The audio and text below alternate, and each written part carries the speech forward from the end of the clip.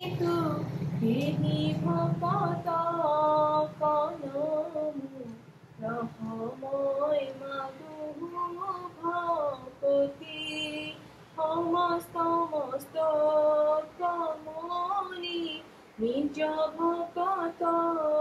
রবৈস ওজু হেন দেব যদুপতি যার নাম কৃষ্ণ নাম নাওইব হিন্দু তোরি পাবে পরম পদম পাপি যত সদানন্দ সনাতন হেনয় কৃষ্ণ কহদা উপহ করু পুরিতয়ত মৎস্য কুর্ম নরসিংহ